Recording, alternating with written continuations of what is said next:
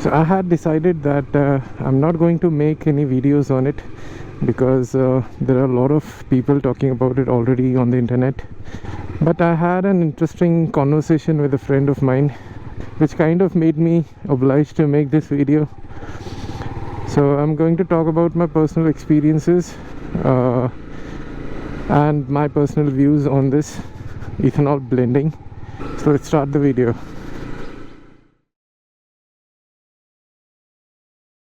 So a few days back I was having a casual conversation with my friend, and he had bought a second-hand car, and I asked him which model it was, to which he replied it is 2022.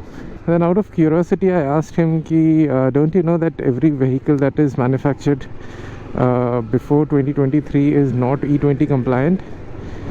To which he replied, and it was shocking to me, that I'm not filling E20 petrol in my vehicle, I use E10. And I asked him, where are you getting this regular E10 petrol? To which he replied that if the petrol is E20, it is clearly mentioned on the petrol bunk, and if it is not mentioned there, it is regular E10 petrol. And I was surprised because since so many videos are there on internet, I thought till now everyone knows about it, but apparently not, because all the petrol pumps are selling E20 petrol. It is mandatory after 2023. So I thought about it and decided to talk to my dad, because he's not very much active on social media, just to test a theory. And in the conversation I noticed that he was not very much concerned about this whole thing, until I told him the issues that I am facing personally, and then suddenly he took it seriously. So what I was thinking was right. All the people who are concerned about the ethanol blending are active on social media, and they have seen a lot of videos, they have information about it. The people who are not on social media are still unaware. So I made this video with the core message that if you're watching this, most probably you already know everything about this. Talk to people around you, especially who are not active on social media, and spread the word. Talking about my personal experiences, if you are an old subscriber, you might know that I used to own 2011 model FZ, the first generation.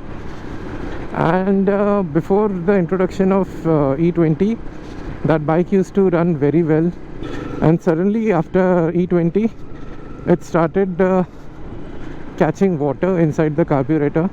First we thought that the seals have gone bad, so I replaced all the rubber seals and got the carburetor cleaned. But every 3 or 4 months the same thing started repeating.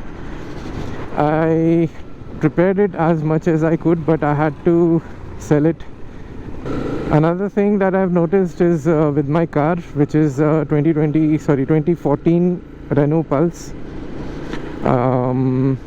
It used to give me a mileage of more than 12, around 13 or 14 in the city, and suddenly its mileage has dropped below 10. It's giving me 9 or sometimes 10 in the city. Now you may argue that it might be because of the age of the vehicle. It is almost 12 years old now, but coincidentally, I don't know, it happened right alongside with the introduction of E20. Before that the mileage was fine, and after I've started using E20, its mileage has dropped drastically. Even the power has gone down. When I tried to accelerate from standstill, the whole engine is shaking. And I'm maintaining that car in the authorized service center. I don't give that car for maintenance to any local mechanic. So that's that. So here are my thoughts about this whole thing. If the government wanted to introduce E20, they should have waited a little bit and let the old vehicles phase out. At least then we had the choice to fill E10 petrol in the older vehicles. Second thing, they should clearly mention on every petrol bunk that the fuel that we are filling up is E20. And here's something for you guys: start using fuel additives compulsory even if you have E20 vehicle, because this thing has a tendency to build up inside your fuel system.